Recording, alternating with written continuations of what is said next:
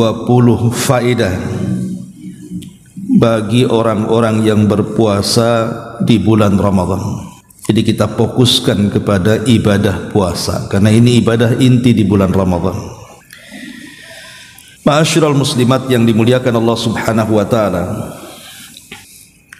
di dalam Al-Qur'anul Karim, ayat yang sering kita dengar apabila datang bulan Ramadan, dan saya kira ibu-ibu sudah hafal ayat ini.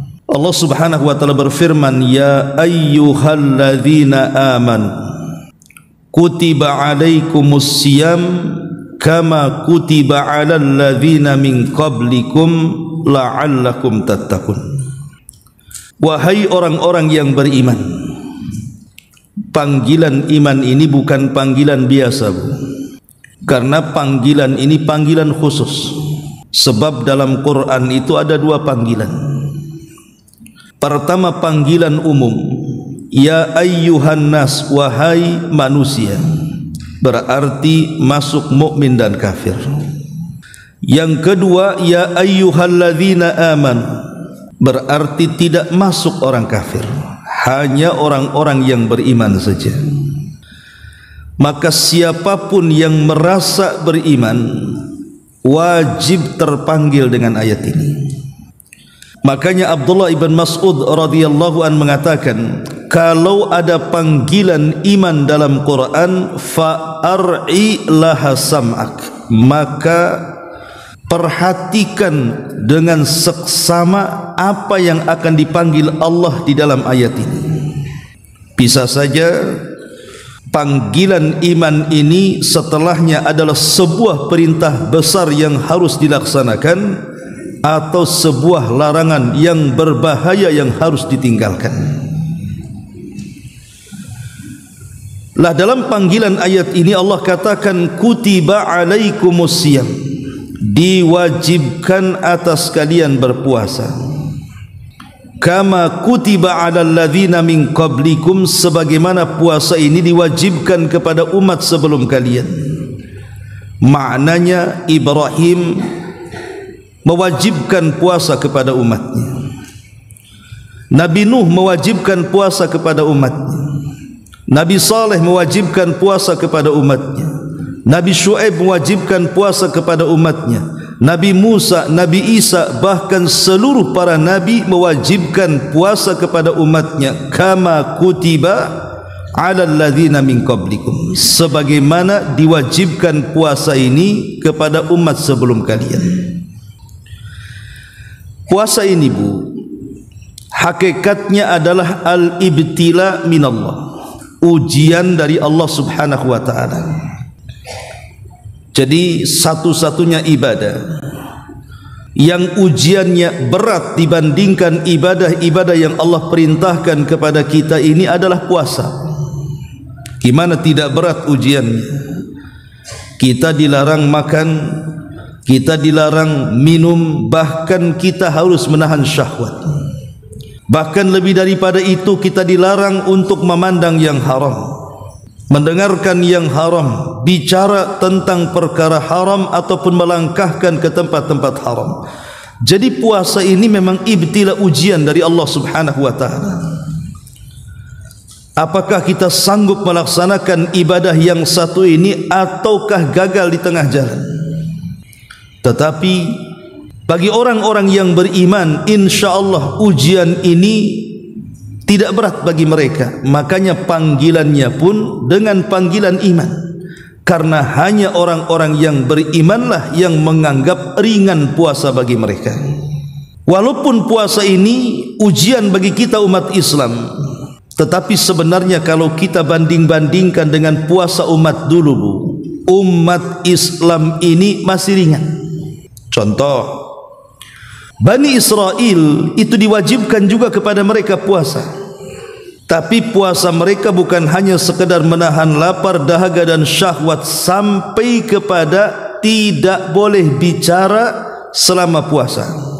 Coba bayangkan, Bu, kalau syariat ini berlaku kepada kita, puasa sampai ke tingkat tidak bicara, apa enggak sepi Ramadan itu? Diam semua kan, pakai isyarat semua ngomongnya. Tapi kan dalam Islam tidak seperti itu. Boleh kita tak makan, tak minum, menahan syahwat, tapi masih diperbolehkan bicara. Masih bisa, akhirnya kan tidak bosan puasa itu, karena masih bisa ngobrol, asal jangan gibah saja. Kemudian juga yang kedua yang dimudahkan adalah umat Islam ini masih diperbolehkan sahur, sehingga ketika kita berpuasa itu sedikit terbantulah supaya tidak lapar sangat, tidak haus sangat. Coba kalau puasanya model umat dulu, tidak ada sahurnya, ya buka ya sekaligus sahurnya, boleh jadi mungkin puasa kita ini mungkin puasa tidur itu, karena lemes kan.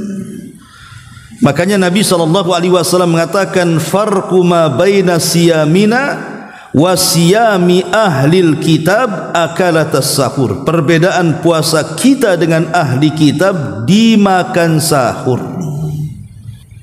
Itulah perbedaannya. Walaupun sama-sama diwajibkan, tetapi tidak sama cara puasanya, bahkan tidak sama juga waktunya. Kita kan di bulan Ramadan. Kalau umat dulu boleh jadi di luar Ramadan. Tapi yang menarik adalah ujung daripada ayat ini, di mana Allah Subhanahu wa taala mengatakan la'allakum tattaqun, agar kalian menjadi hamba-hamba Allah yang bertakwa. Dan takwa itu adalah satu-satunya syarat diterimanya amal di hadapan Allah. Orang puasa kalau tidak melahirkan takwa, maka puasanya cuma-cuma, capek-capek saja. Dan kaedah takwa yang merupakan syarat diterimanya amal soleh di hadapan Allah ini, kaedah ini sudah ada sejak zaman dulu. Sejak zaman Adam alaihi salatu wassalam, kaedah ini sudah berlaku. Ingat peristiwa pembunuhan Qabil kepada Habil, dua putra Nabi Adam. Ketika Qabil kemudian mengancam untuk membunuh Habil, apa kata Habil? Habil mengatakan innama yataqabbalullahu minal muttaqin.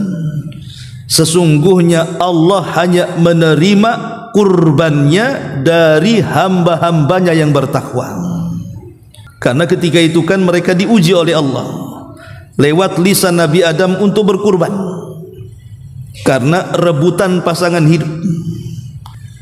Si Qabil berkurban dengan buah-buahan, si Habil berkurban dengan kambing yang sangat luar biasa besar dan indahnya, karena dia tahu ini kurban untuk Allah. Tiba-tiba Allah Subhanahu wa taala mengirim halilintar, kemudian menyambar kambingnya Habil dan membiarkan kurbannya Qabil. Marah Qabil di sini.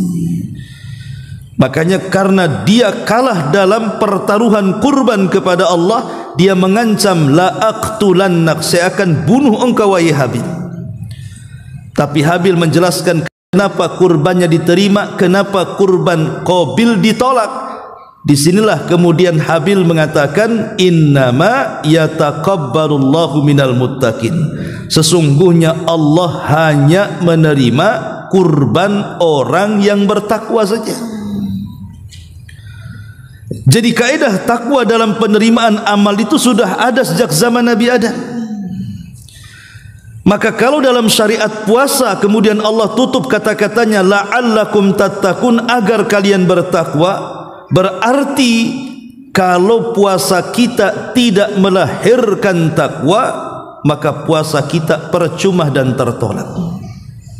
Kalau ingin diterima puasa kita, maka lahirkan dari puasa ini ketakwaan ke kita kepada Allah Subhanahu wa taala. Bagaimana caranya? Dalam sebuah hadis Nabi SAW membuat syarat kalau puasa ibu ingin sampai ke level takwa. Apa kata Nabi SAW? Rasul SAW bersabda, kullu amal ibni Adam lahu illa siyam, fa innahu li wa ana ajzibi. Was-siyamu junnatun idza kana yaumu saumi ahadikum fala yarfus wala yaskhab fa in syabahu ahadun aw qatalahu falyakul inimru'un saimun. Kata Nabi SAW, semua amalan anak Adam adalah untuk Allah Subhanahu wa ta'ala. Semua amalan anak Adam itu untuk yang mengamalkannya, kecuali puasa. Puasa itu untukku, kata Allah, dan aku yang akan membalasnya. Puasa adalah perisai, kata Rasul. Maka jika salah seorang di antara kalian berpuasa, janganlah yarfus. Yarfus itu artinya berkata-kata keji. Wala yaskhab, ada yang mentafsirkan yaskhab itu berteriak-teriak atau mengumbar amarah. Fa in sabahu ahadun, kalau ada orang yang memancing-mancing untuk meluapkan emosi, au qatalahu, ataupun memancing-mancing untuk mengajak berkelahi, falyakul inimru'un shaim, katakan kepada dia, saya sedang puasa. Lihat bagaimana di sini syaratnya, Bu. Kalau puasa kita ingin diterima, bukan hanya sekedar menahan lapar, menahan haus ataupun menahan syahwat, tapi lebih daripada itu, kebiasaan-kebiasaan buruk kita sehari-hari juga harus berpuasa. Apa itu? Pertama, wala yarfus. Yarfus ini mengeluarkan kata-kata kotor. Apakah berupa ghibah, berupa namimah, menghina, mencaci, memaki, merendahkan, pokoknya ucapan yang mengandung dosa, maka jangan dilakukan. Bukan hanya setakat itu, Bu. Allah, Rasul mengatakan wala yaskhab, bahkan marah saja tidak boleh. Jadi kalau seandainya ada orang memancing-mancing ibu untuk ibu emosi, kalau ibu sampai terpancing emosi, puasanya juga masalah jadinya. Lihat bagaimana puasa melahirkan sabar. Sampai ke marah saja tidak boleh. Okelah, mungkin ibu tidak membalas cacian orang dengan cacian, makian orang dengan makian, gibahan orang dengan gibahan. Tapi terkadang untuk tidak marah ini kan sulit. Mestilah ada marahnya kan, Bu. Tapi ingat, orang yang berpuasa tidak boleh marah. Ini yang berat masalahnya. Puasa itu tidak boleh marah. Makanya di bulan Ramadan itu perbanyak senyum. Bukan nampak senyum tapi hatinya terbakar, bukan. Bahkan kalau seandainya dipancing-pancing, kata Rasulullah, kalau ada orang yang mancing-mancing kita sampai mengajak berkelahi umpamanya, tetap kita harus santai, kita harus tenang, katakan kepada dia, afwan, saya lagi puasa. Lihat indahnya puasa itu.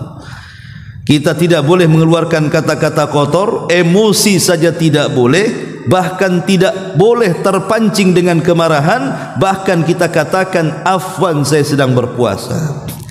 Kalau level puasa kita sampai ke taraf seperti ini, insyaallah la'allakum tattaqun itu akan kita capai. Makanya di bulan Ramadan kalau bisa hindari tempat-tempat yang membuat ibu emosi. Umpamanya pasar, bolehlah ke pasar, jangan lama-lama. Sebab pasar itu kan tempat orang teriak-teriak. Ustaz, saya ini pedagang, masalahnya macam mana tak ke pasar? Ya kalau ibu pedagang ya harus betul-betul ekstra sabarnya lagi. Bedakan gitu teriakan ibu berdagang di Ramadan dengan di luar Ramadan. Jangan sampai kemudian puasa kita ini hanya sah saja tapi tidak sampai kepada derajat takwa. Ini yang paling penting dalam puasa itu. Jadi bukan hanya sekedar menjaga perut dari lapar, haus dan syahwat, tapi lebih daripada itu mampu mengendalikan dirinya saat berpuasa. Yang menarik lagi adalah dalam hadis ini Nabi SAW mengatakan as-sawmu li wa ana azibih, puasa itu milikku kata Allah, aku yang akan membalasnya. Kenapa sedemikian tingginya nilai puasa sampai Allah katakan bahwa puasa itu untukku, puasa itu milikku, dan aku langsung yang akan membalasnya. Bu, ibadah puasa dengan ibadah yang lain itu beda. Kalau ibadah-ibadah dari rukun-rukun Islam atau ibadah-ibadah yang lain itu sifatnya amal. Tapi kalau puasa itu sifatnya meninggalkan amal. Yang satu mengamalkan, yang satu meninggalkan amal. Itu bedanya di situ. Kalau puasa amal kan disuruh. Salat itu kan suruhan namanya. Disuruh takbir kita, disuruh ruku kita, disuruh tasyahud sampai kepada salam. Zakat juga amal. Disuruhnya kita mengeluarkan harta kita 2,5% kemudian dizakatkan. Haji juga amal. Tapi puasa itu bukan amal. Puasa itu at-tarku wan niyah. Dia hanya sekedar meninggalkan dan cukup dengan niat. Meninggalkan makan, meninggalkan minum, meninggalkan syahwat. Puasa itu tidak ada amalan. Dia hanya meninggalkan saja, meninggalkan maksiat. Makanya karena inti puasa itu adalah diniat meninggalkan, sehingga para malaikat sampai tidak tahu orang ini puasa atau tidak puasa. Kalau solat malaikat tahu, makanya dicatat. Kalau haji malaikat tahu, makanya dicatat. Kalau zakat malaikat tahu, maka dicatat. Baca Quran malaikat tahu, dicatat. Setiap amalan yang bersifat perintah untuk mengamalkan, malaikat pasti tahu dan pasti mencatatnya. Tapi amalan yang bersifat meninggalkan dan cukup dengan niat saja, malaikat tidak tahu. Makanya ibadah puasa itu tidak dicatat oleh malaikat raqib dan atid. Macam mana mau dicatat? Dia aja tidak tahu. Karena niat itu yang tahu hanya kita dengan Allah saja. Itulah karena puasa itu satu-satunya ibadah sampai kepada para malaikat yang dekat dengan Allah, yang ditugaskan untuk mencatat saja tidak sanggup mencatat karena tidak tahu apakah dia puasa atau tidak, menunjukkan bahwa puasa itu bersifat rahasia yang tahu hanya si pelaku dengan Allah Subhanahu wa taala. Apalagi kita, malaikat aja tidak tahu. Ibu tahu saudaranya sedang puasa? Tidak tahu, walaupun Ramadan. Bisa saja umpamanya jam 8 ibu makan, kemudian keluar ke pengajian, disangka puasa oleh kawannya, padahal dah kenyang dia. Yang penting pura-pura lemes sajalah, pura-pura suka ngeludah gitu biar nampak puasa. Tapi dari sini kita tahu bahwa puasa itu kan sifatnya rahasia. Kalau sifatnya rahasia yang tahu hanya si pelaku dengan Allah, makanya pahalanya juga bersifat rahasia. Tidak ada yang tahu besaran pahala puasa itu kecuali Allah. Lain dengan solat, lain dengan sedekah, lain dengan baca Quran. Jelas nominalnya. Siapa yang membaca Quran satu huruf, setiap satu huruf 10 kebaikan. Jelas angka 10-nya. Ya. Ataupun umpamanya orang yang sedekah, siapa yang bersedekah dari satu sedekah dilipat gandakan menjadi 10 menjadi 700 kali lipat. Jelas lipatannya. Jadi ibadah-ibadah yang lain itu lipatannya sudah ada dan dikembalikan kepada orang yang beribadah. Tapi puasa tidak. Puasa itu dikembalikan kepada Allah. Allah yang akan membalasnya. Sehingga nominal berapa besaran pahala puasa tidak ada yang tahu kecuali Allah Subhanahu wa taala. Dari sini sungguh-sungguhlah dalam berpuasa, karena satu-satunya ibadah yang pahalanya ditentukan Allah saja dan tidak diwakilkan kepada para malaikat, hanya puasa. Jadi rugi kalau seandainya puasa Ramadan lewat begitu saja, hanya menahan lapar, dahaga dan syahwat, tapi kita tidak berpuasa pandangan kita, telinga kita, lisan kita, kaki kita, lalu apa yang kita akan dapat di hadapan Allah Subhanahu wa taala? Ma'asyiral muslimat yang dimuliakan Allah Subhanahu wa taala, baik kita akan masuk. Apa saja sebenarnya faedah berpuasa ini? Faedah puasa itu kan dua, Bu, baik dari sisi spiritual ataupun dari sisi kesehatan kan. Kalau kesehatan mungkin yang lebih paham para dokter,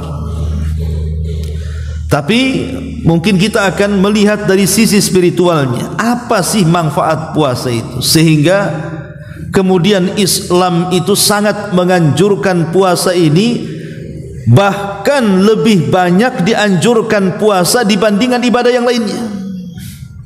Puasa itu hanya dilarang ketika Idul Fitri dan Idul Adha saja. Tapi selain daripada Idul Fitri, silahkan puasa, tidak dilarang. Bahkan kita tahu bahwa ada puasa itu kan yang sifatnya harian. Satu hari puasa, satu hari tidak. Itu namanya puasa Daud. Ada puasa yang sifatnya pekanan. Itulah yang disebut puasa Senin Kamis. Ada yang sifatnya bulanan, 3 hari dalam sebulan, Ayyamul Bir. Jadi ada puasa yang diperintahkan selama 1 bulan 15 hari, itu namanya Daud. Ada puasa yang diperintahkan dalam sebulan 8 hari, namanya Senin Kamis. Ada puasa yang diperintahkan dalam sebulan itu 3 hari, namanya Ayyamul Bir. Tapi ada puasa yang diperintahkan sebulan penuh 30 hari, itu namanya puasa Ramadan. Dan ini menunjukkan perhatian Allah akan sayangnya kepada hambanya. Disuruhnya kita sehat, Bu. Disuruhnya kita sehat kan. Ada yang sifatnya harian, kita disuruh sehat, 1 hari puasa, 1 hari tidak kan. 1 hari masukkan penyakit, 1 hari buang penyakit ya. Ada yang sifatnya mingguan gitu, di mana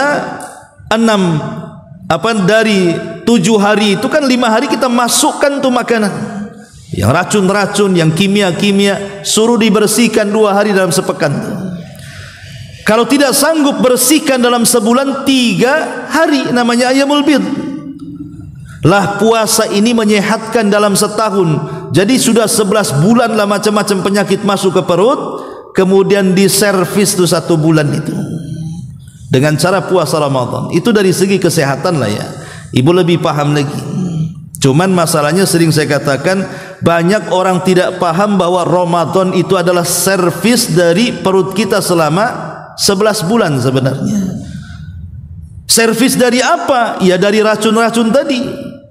Makanya kalau orang puasanya benar, pasti banyak penyakit-penyakit itu walaupun tidak hilang akan turun tuh.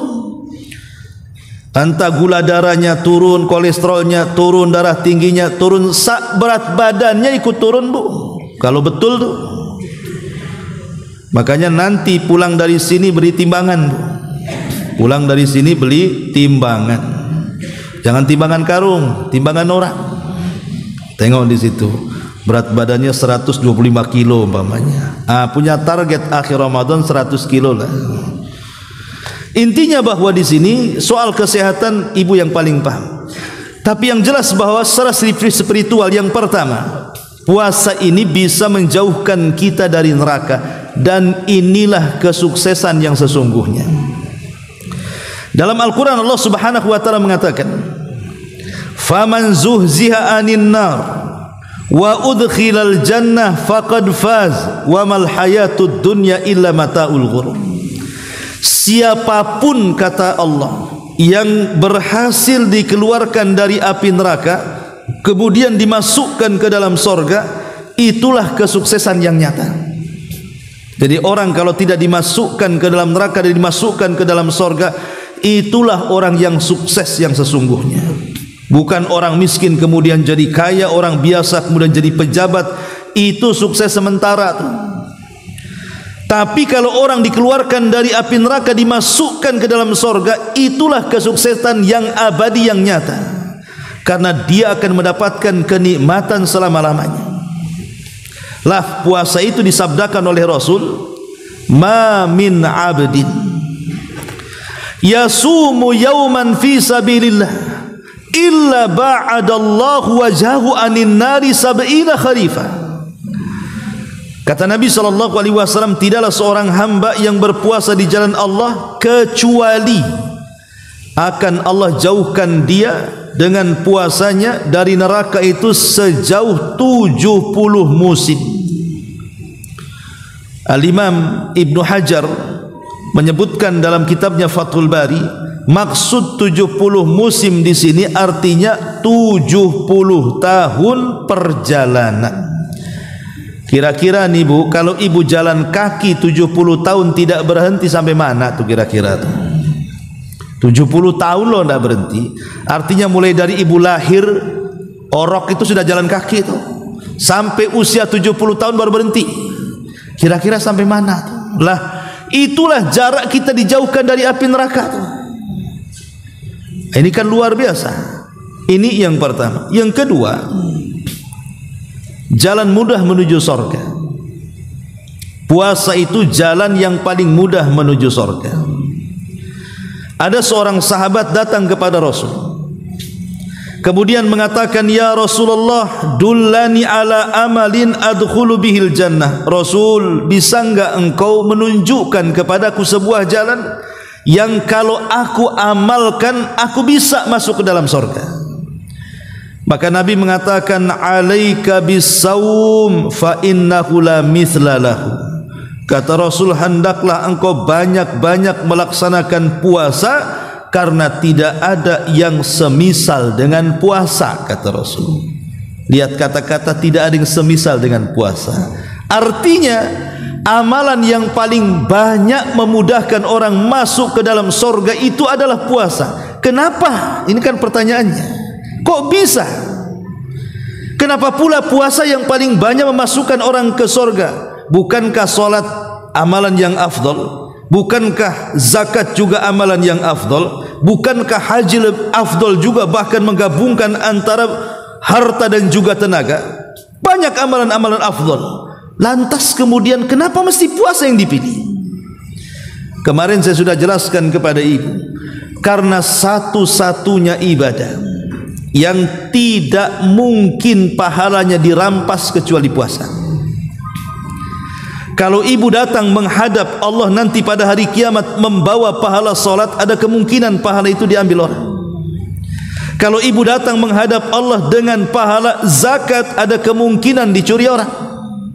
Kalau ibu datang menghadap Allah dengan pahala-pahala sedekahnya, baca Qur'annya, birrul walidainnya, sebutkan ibadah-ibadah yang lainnya, itu ada kemungkinan untuk diambil orang. Tapi puasa tidak. Puasa itu tidak akan diambil sama orang. Macam mana mau diambil, Bu? Pahalanya dipegang Allah. Tapi kalau amalan yang lain pahalanya dipegang kita. Makanya nanti di kontara, ketika kita sudah melangkahkan kaki-kaki kita berhasil meniti titian sirat itu, Bu, kemudian kita diletakkan di sebuah arasat padang yang sangat luas sekali, dan pintu-pintu sorga sudah nampak. Artinya tinggal melangkahkan saja ke pintu-pintu sorga. Ada namanya pintu sorga itu pintu solat. Tinggal melangkahkan yang ahli solat ke situ, yang ahli jihad ke situ, yang ahli haji ke situ, dan begitu seterusnya. Tapi rupanya di tengah jalan tiba-tiba dihadang pula oleh orang-orang yang ketika di dunia ibu zalimi. Boleh jadi ibu pernah menyakiti orang, boleh jadi ibu pernah menggibah orang, boleh jadi ibu pernah mengambil hak orang, boleh jadi ibu pernah memukul, menendang orang, boleh jadi ada orang yang sampai membunuh orang. Lah disinilah terjadi tukar pahala dan juga dosa. Terjadilah hadis yang disebut dengan hadis muflis, namanya hadis bangkrut. Dan ada dalam hadis itu namanya hadis muflis, hadis orang-orang yang bangkrut pada hari kiamat itu. Jadi orang-orang yang bangkrut pada hari kiamat ini, perasaan dia sudah membawa amalan besar dan yakin dia akan masuk surga. tiba-tiba dihadang di tengah jalan. Tunggu dulu, jangan main melangkah saja kau ke pintu sorga, katanya. Ingat enggak dulu kau yang menggibahi saya? Mana ada, tengok dulu. Akhirnya, oh iya, aku pernah menggibahi kamu. Kata orang yang digibahi, kalau begitu kemarikan pahala solatmu. Mau tidak mau harus diberikan pahala solatnya kepada dia. Yang satunya datang mengatakan, dulu kau yang curang dalam dagang, aku beli sekian, aku rugi gara-gara timbangan kamu dikurang-kurang. Mana pahala zakatmu? Dulu engkau yang membunuh aku, mana pahala birrul walidain? Dulu engkau yang mengambil hak dan merampas hakku, mana pahala-pahala baca Qur'anmu? Akhirnya sedikit demi sedikit pahala itu diberikan kepada orang. Bahkan ada orang yang sama sekali tidak tersisa pahalanya karena sudah diberikan kepada orang. Sehingga ketika ada orang yang masih menuntut, dia mengatakan, aku tidak bisa lagi memberikan pahala-pahala karena sudah habis pahalaku. Tapi orang yang menuntut mengatakan, tidak ada masalah, kau tidak kasih pahala pun tidak ada masalah, tapi tolong aku punya dosa, tanggung nih dosaku, tanggung nih dosaku. Bayangkan apa enggak bangkrut orang kayak gini? Pahala dia habis dikasih orang, dosa orang pula ditanggung dia. Ibarat ilmu dagang itu modal habis, hutang pula numpuk. Gitu maksudnya. Lah itu namanya bangkrut.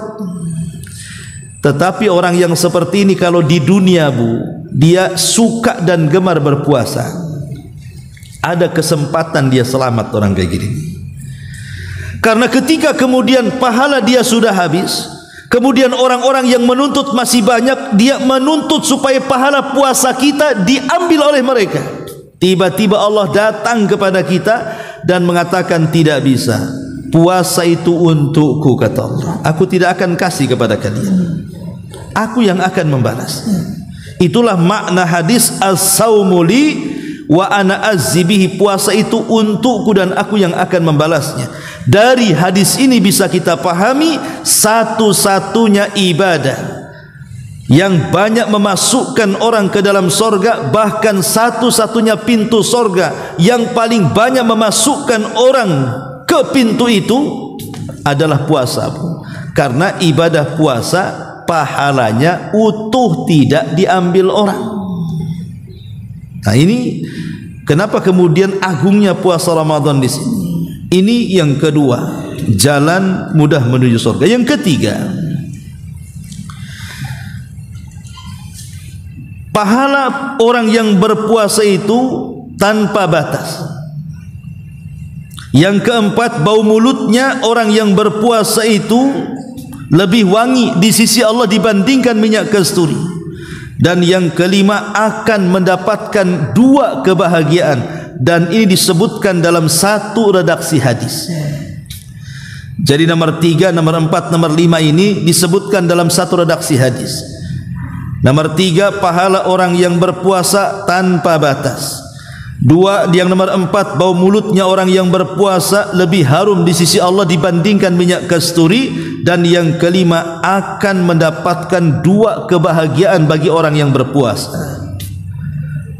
Nabi SAW mengatakan, kullu amal ibni adama lahu illa siyam, fa innahu li wa ana azzibi, wa siyamu junnatun idza kana yaumu saumi ahadikum, fala yarfus wala yaskhab, fa in sabahu ahadun aw qatalahu falyakul inimru'un sha'im, walladhi nafsi Muhammadin biyadi, lalu khufu fammi sha'im atyab indallahi min rihil misk, lis-sha'imi farhatan yafrahuhuma inda aftar fariha bifitrihi wa idza laqiya rabbahu fariha bisaumihi. Kata Nabi SAW, semua amalan anak Adam diberikan kepada yang mengamalkannya kecuali puasa, karena puasa itu untukku, aku yang akan membalasnya. Dan puasa adalah perisai. Jika salah seorang di antara kalian berpuasa, maka janganlah berbuat keji, berteriak-teriak. Jika ada orang yang memancing atau mengajak berkelahi, maka hendaklah dia mengatakan, sungguh aku sedang berpuasa, demi zat yang jiwa Muhammad ada di tangannya. Sungguh bau mulut orang yang berpuasa lebih harum di sisi Allah dibandingkan minyak misik kasturi. Orang-orang yang berpuasa mempunyai dua kebahagiaan kata Rasul. Satu, kebahagiaan saat dia berbuka dengan makanan yang dimakannya, dan yang kedua, berbahagia ketika berjumpa dengan Rabb-Nya dengan puasanya. Dari hadis ini ada 3 faedah yang saya sudah sebutkan tadi, di mana pahala orang yang berpuasa tanpa batas. Kenapa pahala orang yang berpuasa tanpa batas, Bu? Karena di balik puasa itu ada ibadah sabar. Sabar itu kan sifatnya meninggalkan. Dan sabar dengan 3 tingkatannya ada dalam puasa. Sabar itu kan 3 tingkatan, Bu, ya. Yang paling tinggi sabar ketika melaksanakan perintah. Kemudian di bawahnya sabar ketika menjauhi larangan. Kemudian di bawahnya sabar ketika menghadapi qada dan qadar Allah. 3-tiganya ada di puasa. Pertama, sabar ketika melaksanakan ketaatan. Ya, karena orang yang berpuasa harus meninggalkan karena Allah. Dia harus meninggalkan karena Allah. Makanya panggilan yang saya sebutkan di awal, ya ayyuhalladzina amanu kutiba alaikumusiyam, wahai orang-orang yang beriman diwajibkan kepada kalian berpuasa. Maksudnya iman di sini adalah ta'atan lillah. Kita berpuasa dalam rangka mentaati perintah Allah Subhanahu wa taala. Kata Allah jangan makan, ya jangan makan. Kata Allah jangan minum, ya jangan minum. Kata Allah jangan melakukan hubungan, jangan melakukan hubungan. Jadi kita meninggalkan sesuatu itu semua karena Allah Subhanahu wa taala, dalam rangka mentaati Allah. Ini satu. Yang kedua, sabar ketika meninggalkan kemaksiatan. Sebab kalau seandainya orang yang berpuasa memang dia menahan lapar, memang dia menahan haus, menahan syahwat, tapi kalau maksiat jalan terus, dia tidak sabar, percuma puasanya, Bu. Puasa tapi rajin gibahnya, puasa tapi rajin namimahnya, apa gunanya puasa? Seolah-olah seperti itu. Atau sabar ketika menghadapi qada dan qadar. Yang namanya kalau tidak minum haus itu takdir, kalau tidak makan lapar itu sudah takdir. Maka kita harus beriman. Lah karena sabar dengan 3 tingkatannya itu ada dalam puasa. Kalau kita mampu mempraktekkan 3 sabar dalam puasa ini, maka kita akan difirmankan Allah Subhanahu wa taala, innama yuwaffas sabiruna ajrahum bighairi hisab. Allah akan membalas orang-orang yang sabar itu tanpa batas.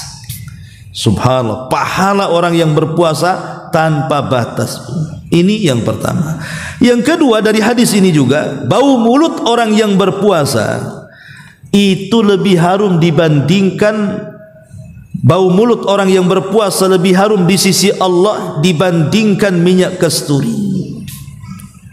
Dalam ilmu parfum, dunia parfum, minyak kasturi itu minyak yang paling harum.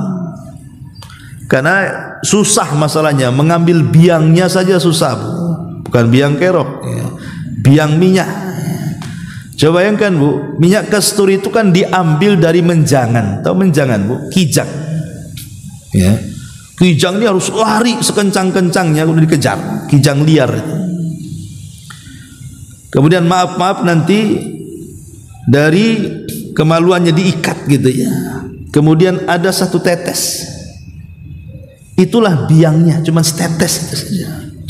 Itu sudah larinya harus dikejar ke sana kemari itu sampai dia kelelahan, baru diikat. Kemudian netes sedikit, itulah biangnya itu. Bayangkan.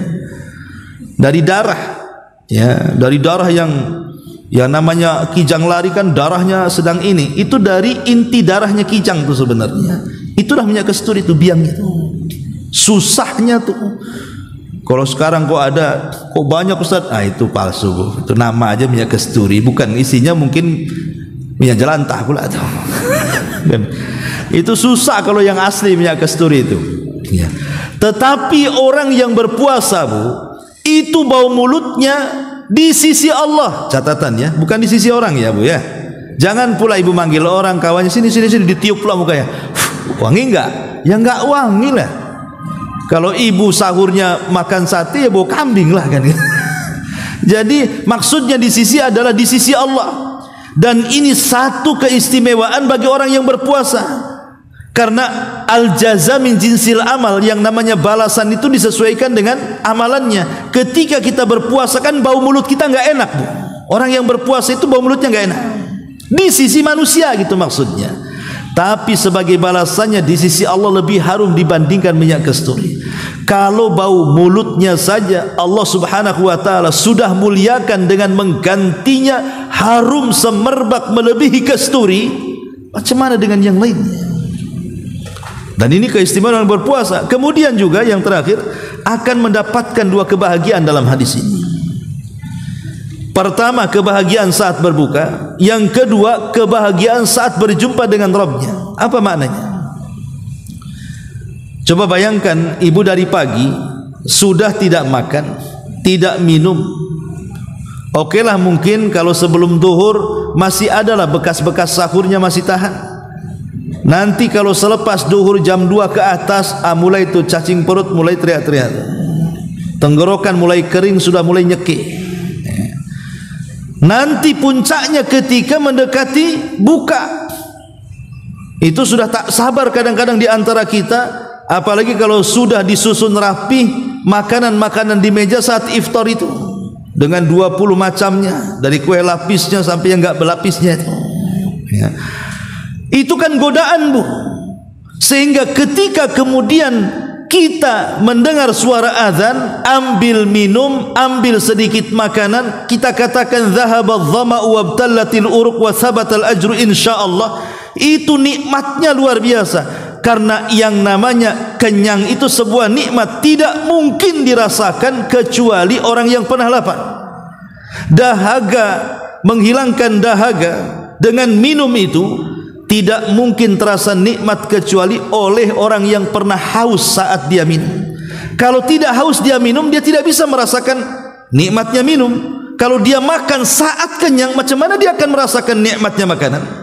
Disitulah lezatnya orang yang berpuasa. Kita diingatkan akan sebuah nikmat yang tidak pernah kita rasakan.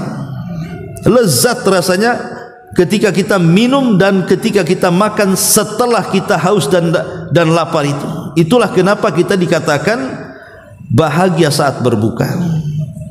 Tetapi kan yang namanya buka itu kan nafsu saja biasanya Bu ya. Tinggi, kalau saya nanti dengar azan semua saya makan. Tapi buktinya kalau kita mau sederhana saja, ambil 3 butir kurma dengan air putih itu sudah kenyang sebenarnya. Sudah kenyang kan? Apalagi air putihnya 1 galon. Makin kan? Bukan maksud saya begini, kan ada orang yang terkalahkan dengan nafsunya. Kadang-kadang ya contohlah, kalau tradisi di Batam tuh kan banyak ibu-ibu yang malas masak.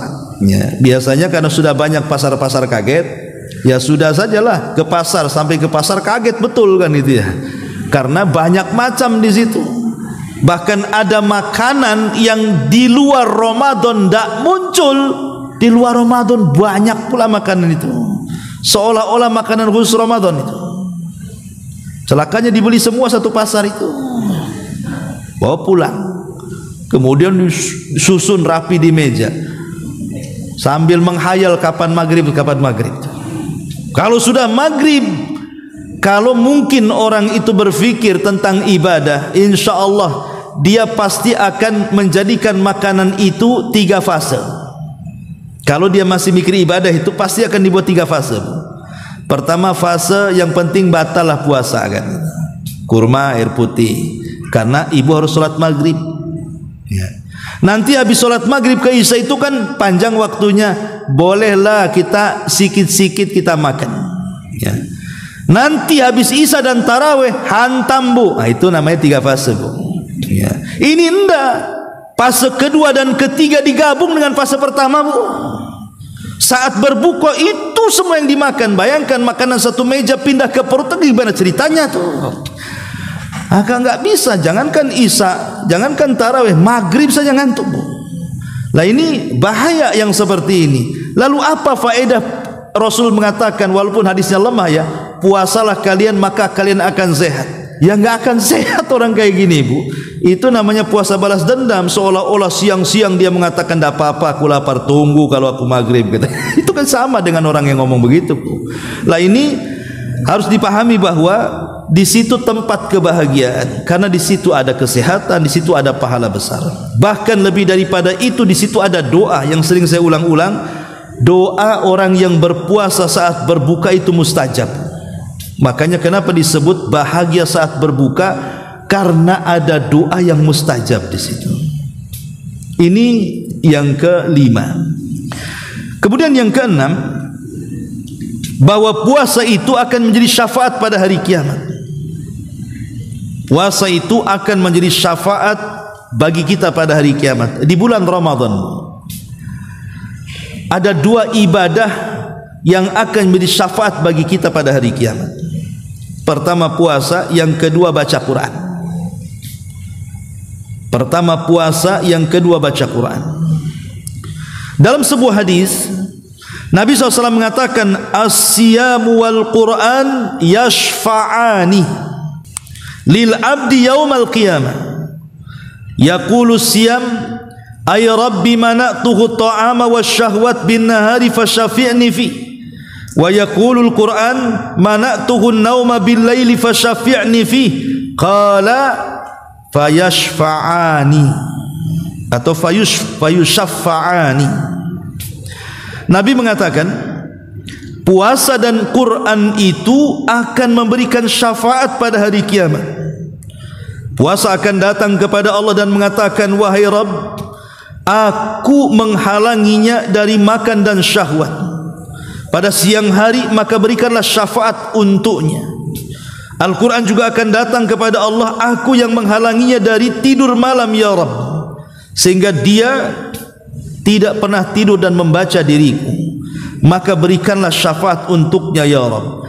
Maka Rasul mengatakan, maka keduanya akan memberikan syafaat. Hadis ini keluarkan Ahmad dan juga Hakim.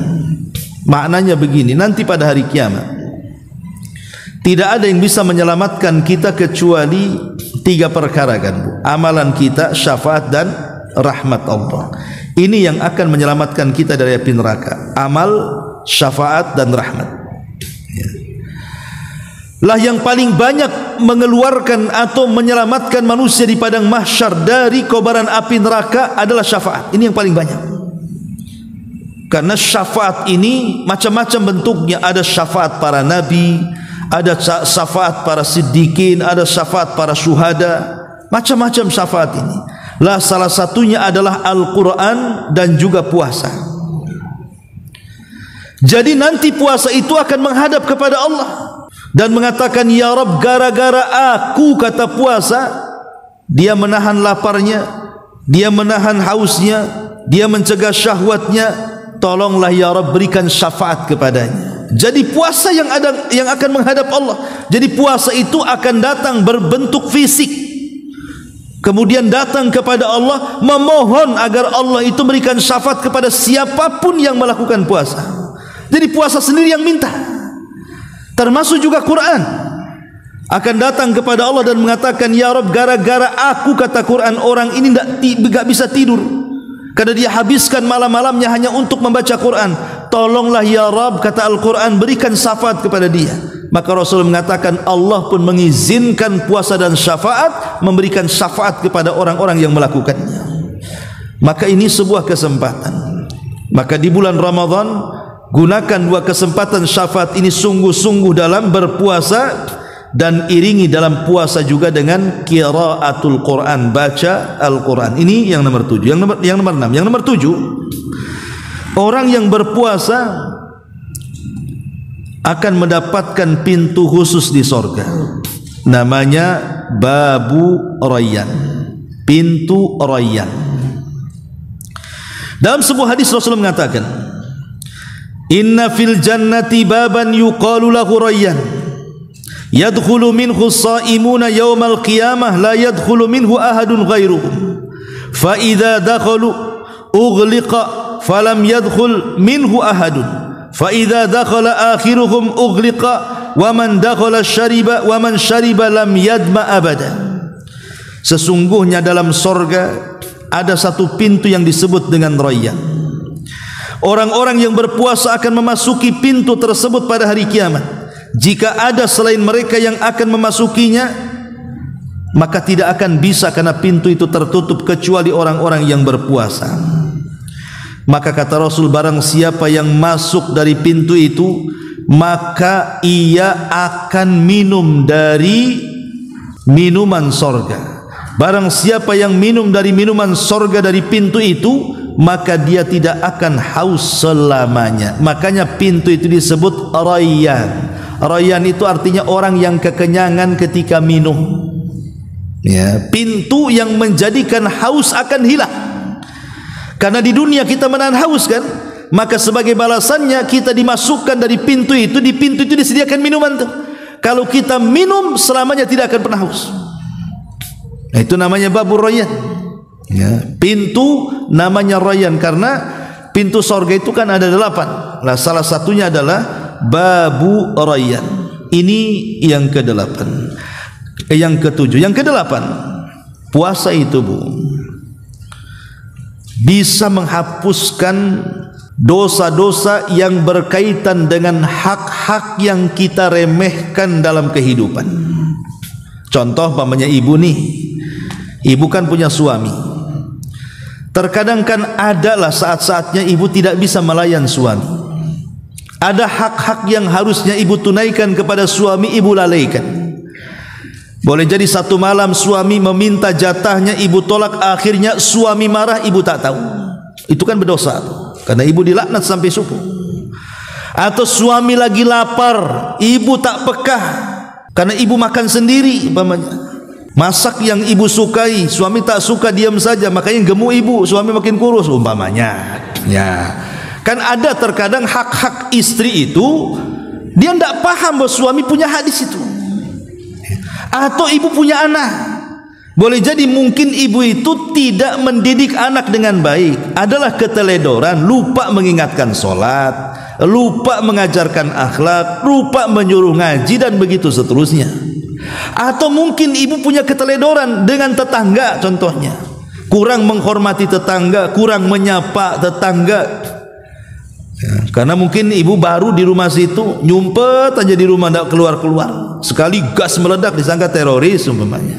Ya, kan ada orang-orang itu yang terkadang lalai memberikan haknya kepada suaminya, kepada anaknya, kepada tetangganya. Lah kelalaian hak-hak seperti itu bisa dihapuskan dengan puasa, supaya mereka tidak menuntut. Disitulah kemudian Rasulullah SAW mengatakan dalam sebuah hadis, fitnatur rajuli fi ahlihi wa malihi wa jarihi tukaffiruha salatu wassiyamu wassadaqah. Fitnah ataupun musibah seseorang, baik kepada keluarganya, baik kepada hartanya, baik kepada anak-anaknya atau kepada tetangganya, maka bisa dihapuskan dengan salat ataupun puasa, kata Rasul. Dan juga sedekah. Di sini ada kalimat puasa. Jadi puasa juga bisalah kemudian menghapuskan fitnah-fitnah tadi. Dan ini luar biasa kan gitu. Betapa banyak hak-hak kita yang kita teledorkan. Kenapa pentingnya kita ini melakukan puasa sampai seperti itu nanti pada hari kiamat? Karena ada ayat yang mengatakan, yauma yafirrul mar'u min akhi wa ummihi wa abi wa sahibatihi wa bani likulli imri'in minhum yauma idzin sya'nun yugni. Pada hari itu kawan lari dari kawannya, orang tua lari dari anaknya, anak dan istrinya lari dari pasangannya. Kok bisa lari, Bu? Di dunia itu kan maunya dekat, di akhirat mau lari malah. Aneh di akhirat ini. Di dunia kalau kita ketemu suami senang, ketemu istri senang, ketemu anak senang, ketemu orang tua senang. Di akhirat enggak senang kita ini. Kalau bisa suami jangan ketemu istrinya, kalau bisa anak lari dari orang tuanya, kalau bisa orang tua lari dari anaknya. Enggak senang mereka itu. Kenapa coba? Ulama tafsir mengatakan karena khawatir kalau ketemu pahalanya diambil. Kalau ketemu pahalanya diambil. Ini suami istri kalau ketemu takut pahalanya diambil. Nanti anak dengan orang tua kalau ketemu takut pahalanya diambil. Kenapa? Karena yang namanya di dunia hak-hak itu mesti ada yang kurang lah. Boleh jadi suami nuntut, dulu malam ini aku minta kau tak kasih. Mana pahalamu? Lari istrinya kan. Istrinya juga ngomong sama suami, kau mau lari kemana? Tanggal sekian kau belum ngasih uang bulanan umpamanya. Ya, kan bisa saja tuh. Ya, makanya mereka itu akan lari lah supaya jangan terjadi fitnah-fitnah seperti ini, Bu. Itu salah satunya bisa dihapuskan dengan puasa, dengan solat dan sedekah sebagaimana hadis ini. Ya. Kemudian yang 9, selain itu pula hikmah puasa ini, Bu, itu bisa mengingatkan kita tentang hari kiamat. Nanti manusia di padang mahsyar itu, Bu, tidak akan minum, tidak akan makan. Apalagi hubungan suami istri. Entah di mana istri kita, di mana suami kita. Di padang mahsyar itu betul-betul kita akan kelaparan, kita akan kehausan. Tetapi apa yang dimakan tidak ada makanan, apa yang diminum tidak ada minuman. Makanya kemudian puasa itu mengingatkan tentang hari itu, di mana orang-orang yang di dunia dia mampu menahan lapar, mampu menahan hausnya karena Allah Subhanahu wa taala, maka di akhirat dia tidak akan merasakan haus dan juga lapar, walaupun mereka tidak minum dan juga tidak makan. Itulah kenapa puasa itu harusnya mengingatkan akan hari di mana akan datang manusia tidak makan lagi dan tidak minum lagi. Sehingga kalau kita kemudian diyakinkan dengan hari setelah kematian, insya Allah puasa itu pasti akan melahirkan akhlak-akhlak yang baik. Ya. Ini yang ke-9. Yang ke-10, puasa ini melahirkan 4 akhlak dalam kalimat takwa. Kan diakhiri dengan takwa, Bu. Kutiba alaikumusiyam kama kutiba alal ladzina min qablikum la'allakum tattaqun. Kalimat takwa itu terdiri daripada 4 huruf. Ta, qaf, waw, ya. Takwa, ya. Kan takwa itu terdiri daripada 4 huruf hijaiyah, diawal dengan ta. Apa tak di sini? Tawadhu, melahirkan kerendah dirian. Orang yang berpuasa tidak sombong. Orang yang berpuasa itu tidak akan sombong. Mau sombong gimana, Bu? Ketika Allah Subhanahu wa taala baru menguji dia tidak makan, tidak minum setengah waktu saja dalam 1 hari 1 malam, dari pagi sampai sore sudah lemas. Menunjukkan kita berhajat kepada Allah. Kita ini makhluk yang lemah, baru tidak makan minum aja sudah lemah. Berarti di sana ada zat yang kuat dibandingkan kita, Allah Subhanahu wa taala. Lalu apa yang disombongkan dari badan kita? Baru tidak makan minum aja sudah lemah. Lahirlah sifat tawadhu, tidak menyombongkan diri di hadapan Allah. Karena begini, Bu, setiap jiwa manusia, walaupun sebenarnya manusia itu kecil orangnya dibandingkan makhluk. Oleh yang lain kan gunung kan gede tuh, langit gede, laut gede, kita ini kecil. Tapi kecilnya badan kita ini diberikan hawa nafsu, yang terkadang hawa nafsu itu bisa menjadikan kita seperti Fir'aun, bisa menjadikan kita seperti Namrud, bisa menjadikan kita seperti Qarun, bisa menjadikan kita seperti Abu Jahal. Tetapi dengan puasa itu, watak-watak seperti itu bisa ditekan, karena puasa itu bisa menekan hawa nafsu. Betul, Ramadan itu setan diikat, Bu. Kan Rasul yang mengatakan wasufidati syayatin, dan setan-setan itu diikat. Ini bentuk rahmat Allah kepada kita, bahwa di bulan Ramadan Allah berikan kesempatan kepada kita untuk lebih dekat dengan Allah, dan setan tidak mengganggu. Makanya setan diikat, karena Allah kasihan dengan kita, supaya kita lebih dekat dengan Allah. Setan kau jangan ganggu-ganggu. Tapi masalahnya setan sudah cuti selama sebulan, tapi ada setan lain selain setan yang diikat. Lah itulah ibu-ibu setannya tuh, bapak-bapak, ibu-ibu yang ketika datang Ramadan tak puasa. Setannya lain lagi jenisnya. Karena setiap kita manusia itu punya hawa nafsu. Hawa nafsu itulah yang menjadikan kita jadi setan. Setan yang aslinya nggak ikut-ikutan tuh. Lah dengan puasa itu ditekan hawa nafsunya sehingga kita menjadi orang yang tawadu dan tidak sombong. Ini tak. Kemudian qaf. Qaf itu artinya qanaah. Dengan puasa kita jadi makhluk yang qanaah. Qanaah itu apa? Qanaah itu artinya orang yang redha dengan keputusan Allah.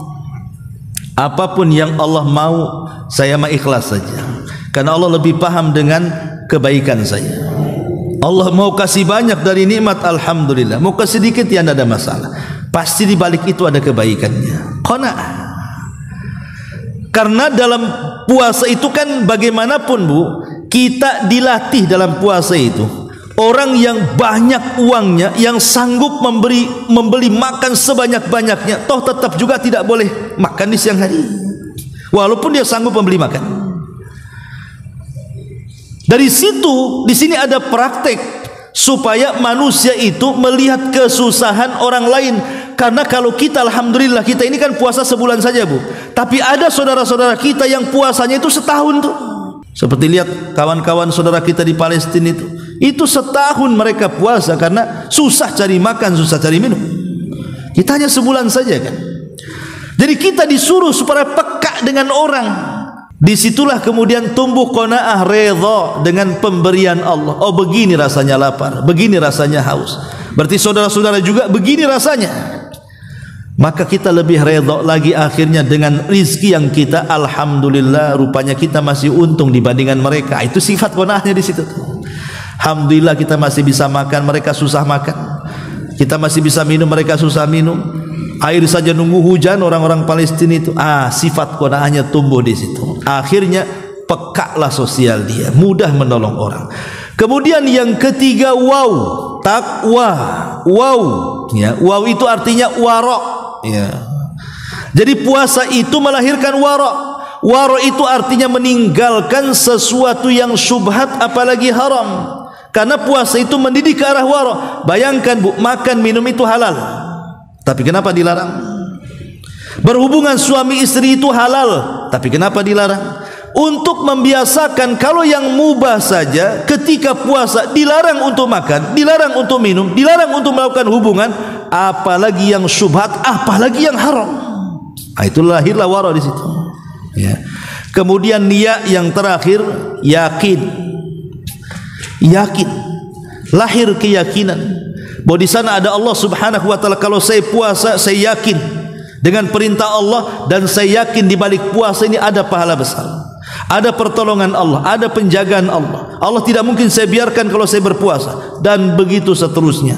Maka lahir 4 sifat dari puasa diambil dari kalimat takwa. Lahirlah tawadu, tidak sombong. Lahirlah qanaah, hidup kesederhanaan. Lahirlah wara', tidak melakukan dosa. Lahirlah keyakinan bahwa yakin dengan ibadah ini kita pasti masuk surga. Ini diantara hikmah daripada puasa diambil dari kalimat takwa itu. Ma'asyiral muslimat yang dimuliakan Allah Subhanahu wa taala. Kemudian juga di antara faedah takwa, faedah puasa adalah kita lebih bisa menjaga lisan kita. Dan lisan ini satu-satunya anggota badan manusia yang paling banyak melakukan dosa. Ya, pandangan bisa saja melakukan dosa, memandang yang haram. Telinga juga sama, kaki juga sama, melangkahkan ke tempat haram. Tapi kalau dikalkulasi kuantitas lisan saat melakukan dosa itu lebih banyak dibandingkan anggota badan lainnya. Lisan ini, makanya kenapa paling banyak memasukkan orang ke neraka itu bukan karena tangan, bukan karena kaki, bukan karena mata, bukan karena telinga, karena lisan. Lah puasa itu melatih agar kita tidak melakukan dosa-dosa lisan. Karena orang yang berpuasa secara otomatis juga memang malas ngomong kan. Makanya curiga kalau ibu kok ngomong terus Ramadan, jangan nggak puasa ibu. Ya. Karena orang puasa itu malas bicara biasanya. Walaupun katanya kalau seorang ibu itu satu hari berapa ribu tuh? 20.000 ya. Kalimat yang harus keluar itu Bu ya. Berapa ribu? 20.000 katanya. Seorang wanita itu setiap hari kalimat yang harus dikeluarkan. Kalau tidak keluar 20.000 pusing itu. Makanya pertama kali yang jadi korban itu suami biasanya. Dia ngomel sama suaminya, mau ngomel sama tetangganya gimana, diomeli suaminya biar 20.000 kalimat itu keluar tuh, biar kosong otaknya katanya. Intinya bahwa lisan ini bisa terjaga di bulan Ramadan. Tadi hadisnya seperti yang tadi saya katakan, kalau seseorang itu sedang berpuasa fala yarfus, artinya tidak mengeluarkan kata-kata kotor. Terjaga lisan kita di bulan Ramadan.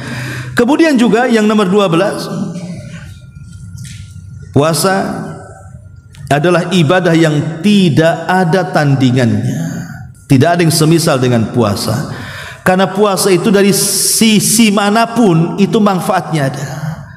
Sisi spiritualnya jelas, sisi manfaat akhlaknya juga jelas, sisi kesehatannya juga jelas. Makanya wajar kalau puasa itu tidak ada satupun agama kecuali diwajibkan kepada mereka. Tidak mungkin sebuah ibadah yang kewajibannya merata kepada sebuah agama kalau tidak mulia dan tidak ada sesuatu yang lebih di dalamnya. Makanya kemudian Rasul mengatakan bahwa puasa itu alaika bisaumi fa innahu la mithla lahu. Berpuasalah engkau karena tidak ada yang sebanding dengan puasa. Dari segi pahalanya dan begitu seterusnya. Dari segi sabarnya, dari segi akhlaknya, banyak pokoknya. Intinya tidak sebanding dengan yang lainnya. Kemudian yang nomor 13, menggugurkan pahala. Dan itulah makna daripada puasa Ramadan. Kenapa puasa Ramadan itu menggugurkan dosa? Karena Ramadan itu diambil 3 huruf, ra mim dhad. Kalau dibuat ilmu tasrif, Ramadha yarmadu Ramadhanan, artinya pembakaran. Apa maksudnya pembakaran? Apa nanti malam kita bakar petasan? Kita bakar mercon, kita bakar sampah? Bukan, yang kita suruh bakar itu dosa. Ya. Karena kebetulan di waktu pensyariatan puasa Ramadan di zaman Nabi itu tahun 2 Hijriah, itu udara sedang panas-panasnya terik matahari sehingga kulit-kulit terbakar. Itu di awal puasa tuh. Dan panasnya di sana kan beda dengan panasnya di sini kan. Di sana bisa membakar kulit tuh. Kalau di sini kan alhamdulillah tidak. Lah kalau saja kulit bisa dibakar dengan teriknya matahari, maka Ramadan juga artinya membakar setiap dosa-dosa kita dengan puasa. Dari situ Rasul mengatakan, man shoma ramadhanan imanan wahtisaban ghufira lahu ma taqaddama min dambi. Barang siapa yang berpuasa Ramadan yakin akan perintahnya, yakin akan pahalanya, maka akan diampuni dosa-dosanya yang telah dia kerjakan. Kemudian yang 14, singkat saja, puasa adalah salah satu wasilah mendapatkan tempat yang tinggi di sorga. Ingat hadis yang pernah saya sampaikan, bahwa di atas sorga itu kan ada tempat-tempat indah, kamar-kamar kaca yang bisa dilihat dari luar dan dari dalam. Sahabat bertanya, Rasul, apakah itu untuk para nabi? Bukan, kata Rasul. Lalu untuk siapa? Salah satunya Rasul mengatakan, liman adama siyam, bagi orang yang suka berpuasa akan mendapatkan kamar-kamar indah di sorga itu. Kemudian yang nomor 15, ibadah puasa adalah ibadah yang satu-satunya mampu mengendalikan hawa nafsu. Satu-satunya ibadah dari seluruh ibadah yang diperintahkan kepada kita yang mampu mengendalikan hawa nafsu adalah puasa. Dari 5 hawa nafsunya. Yang saya katakan 5 hawa nafsu itu maksudnya sumbernya, biangnya. Pertama kemaluan, yang kedua perut, yang ketiga mata, yang keempat lisan, dan yang kelima pergaulan. Inilah sumber hawa nafsu. Sumber hawa nafsu itu 5 kata Imam Ibnul Qayyim. Pertama kemaluan, dari kemaluan orang bisa berzina, melakukan dosa dengan zina. Ya. Kemudian dari perut, memasukkan makanan-makanan yang haram. Bukan hanya zatnya saja yang haram, sampai kepada hasilnya juga haram. Makanya ada istilah orang Indonesia ini aneh katanya. Kalau sama makanan haram takut, babi, anjing makan itu tidak mau. Tapi kalau sama korupsi tidak takut katanya. Sama haram. Ya. Itu kan masuk ke perut tuh. Ya. Kemudian juga dari mata. Maksudnya mata di sini kasratul manam, banyak tidur. Kalau orang sudah tidur, Bu, lupa jam. Kadang-kadang tidur dari pagi sampai sore, berapa banyak kebaikan yang luput kepada dia, coba. Karena orang tidur itu tidak sadar. Kemudian dari lisan, banyak ngomong. Berapa banyak orang yang ngomongnya banyak, akhirnya banyak keplesetnya. Ketika banyak keplesetnya, banyak dosanya. Kemudian dari pergaulan, betapa banyak teman-teman yang kemudian menyesatkan kita. Tadinya baik berkawan dengan orang jahat, jadi jahat. Lah itulah namanya biang daripada hawa nafsu itu ada 5. 5-5-nya bisa dikalahkan dengan puasa. Ingat Rasul pertama kemaluan, kata Rasul, ya ma'syarasy syabab, man istata'a minkumul ba'a falyatazawwaj fa innahu aghaddu lil basari wa ahsanu lil faraji. Hei anak muda yang sanggup menikah, menikah, karena itu bisa menundukkan pandangan dan bisa menjaga kemaluan. Faman lam tastati, kalau tidak sanggup, kata Rasul, fa alaihi bisaum, puasa engkau. Disuruh puasa tuh yang enggak sanggup kawin, ya. Kemudian yang kedua, perut. Orang puasa tidak makan, tidak minum. Semana mau masukkan sesuatu ke perut, ya. Minimalnya bisa mengurangilah tuh syahwat daripada perut itu. Kemudian mata. Orang yang lapar biasanya susah tidur, kecuali kalau ibu begadang malamnya, iyalah dihabiskan tidur siangnya. Tapi kalau malamnya tidurnya normal, insya Allah siang itu orang lapar susah tidur. Kemudian juga apa tadi, lisan, ya. Orang puasa saya tadi sudah katakan susah, malas bicara kan. Kemudian yang terakhir, bergaul. Pasti di bulan Ramadan, apalagi tengah-tengah siang, panas-panas terik, diajak jalan sama kawannya, saya kira nggak ada yang mau, bukan? Takut batal puasanya. Bagus saya ngadam dengan 3 AC di rumah kan. Lebih enak lagi hidup sendiri, apalagi kawannya dengan handphone sekarang ini. Nggak peduli kawan itu yang mau datang itu, karena sudah ada kawan sendiri. Intinya bahwa puasa itu bisa menundukkan 5 hawa nafsu. Ini yang ke-15. Yang ke-16, ya. Puasa ini adalah ibadah yang paling ikhlas. Tadi saya katakan di awal, ibadah puasa itu adalah ibadah yang paling ikhlas. Kenapa? Karena tidak ada yang tahu kecuali si pelaku dengan Allah. Puasa itu ibadah yang paling ikhlas. Susah nilainya, Ibu. Kalau ibadah yang lain selain puasa itu kemungkinan bisa dinilai. Contoh namanya ada orang yang berpuasa, ada orang yang sholat, ya Bu, ya. Ibu katakan orang itu sholatnya khusyuk kali ya. Kenapa? Mantap itu, nggak bergerak, ya, bacaannya panjang. Kita bisa nilai ibadah orang. Ataupun sedekah, orang itu kok sedekahnya berani ya, kok bisa, iya nominalnya besar tuh, 200 juta tuh nyumbangnya, bisa kita nilai itu, ya. Itu hajinya mabrur kayaknya. Kok bisa ngomong dia hajinya mabrur? Iya, dulu sebelum haji tukang teler itu, tukang mabok. Sekarang tengok ke masjid terus. Bisa kita nilai. Artinya ibadah-ibadah yang sifatnya amalan bisa dinilai. Tapi ibadah puasa saya katakan dari awal tidak bisa dinilai. Macam mana cara nilai orang puasa? Tidak bisa cara nilai puasa. Itu puasanya khusyuk Ustaz, kenapa? Mereng-mereng jalannya lemas tuh katanya. Mana bisa, Ibu, dia lagi demam itu, ya. Itu puasanya mantap, meludah terus panjang jalan gitu, habis nanti ludah. Itu lagi sariawan panas dalam, Bu, ya, jangan, itu nggak bisa. Makanya dikatakan di sini puasa itu ibadah yang paling ikhlas. Ibadah yang paling ikhlas itu puasa. Wajar kalau seandainya satu-satunya ibadah yang hanya Allah saja yang tahu hanyalah puasa. Makanya sehebat apapun orang yang berpuasa itu pasti akan lahir sifat muraqabah. Dari keikhlasan itu lahir sifat muraqabah. Maksudnya begini, ibu berada di sebuah ruangan, nggak ada siapapun di situ. Di depan pula ada jus jeruk, ada keratinde, ya, ada extra jos. Saya kira, Bu, kalau ibu betul-betul puasa nggak akan disentuh, dimasukkannya ke kulkas itu malah. Padahal nggak ada yang lihat, coba lihat.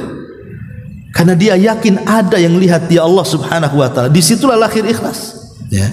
Kemudian juga di antara faedah puasa juga lebih daripada itu, ya, melahirkan syukur. Ibadah puasa itu melahirkan syukur. kemudian juga melahirkan ibadah-ibadah yang dengan puasa itu merangsang ibadah-ibadah yang lain untuk juga terangsang melakukannya, karena dijauhkan dari maksiat, dijauhkan dari setan, dijauhkan dari hawa nafsu. Makanya orang berpuasa mudah berbuat baik, Bu. Lihat di bulan Ramadan, gara-gara orang puasa, orang bakhil jadi dermawan. Enggak pernah ibu sedekah selama 11 bulan, datang puasa rajin ngasih iftar. Hilang ya perasaan bakhilnya itu. Enggak pernah ibu pegang-pegang Quran loh, pas dengan puasa Ramadan rajin pula baca Quran. Enggak pernah tahajud, tarawih dia. Ya. Itulah akhirnya puasa ini merangsang ibadah yang lain itu. Ya, karena biasanya di bulan Ramadan tidak ada ibadah yang paling banyak dilakukan kecuali Ramadan kan. Itu rangsangannya dari puasa itu. Masjid yang tadinya kosong jadi ramai. Kalau seandainya ini masjid Sukajadi 3 lantai, 3-3-nya itu akan penuh. Tapi tanggal 1 sampai tanggal 10. Kalau tanggal 10 sampai 20 itu yang di atas turun ke bawah semua, Bu. Ya.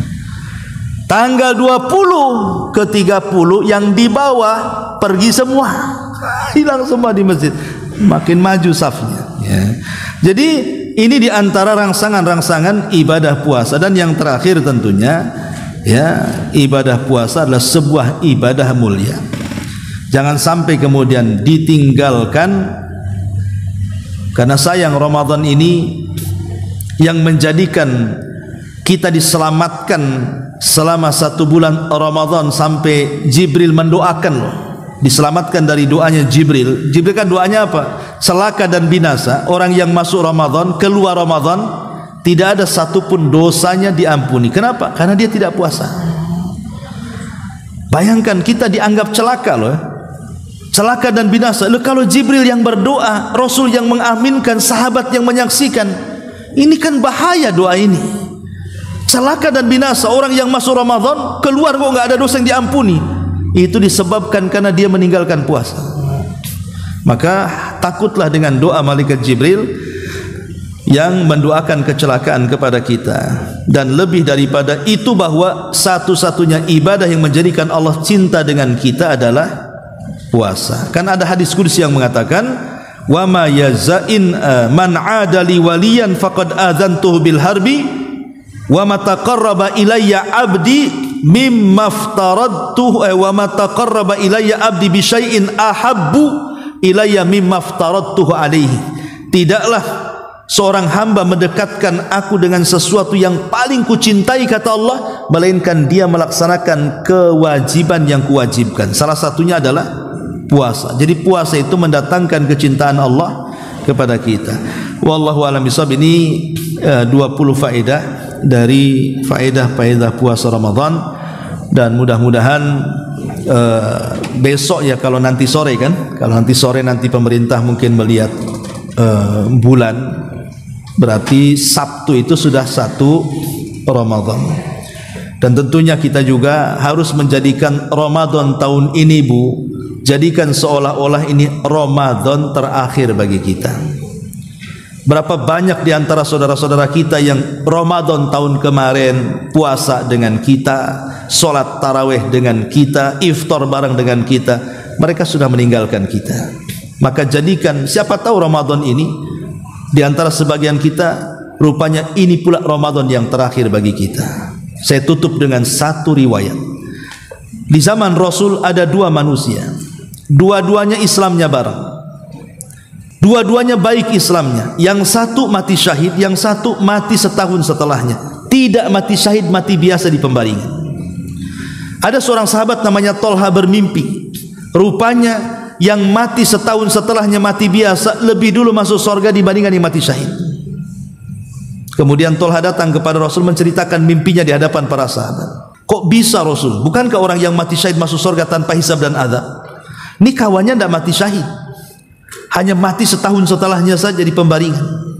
Maka Rasul mengatakan, kenapa kau heran? Itu kawannya yang mati setahun setelahnya, bukankah dia mendapatkan Ramadan? Bukankah dia berpuasa? Bukankah dia tarawih? Bukankah dia mendapatkan Lailatul Qadar? Bukankah ini selama setahun? Iya.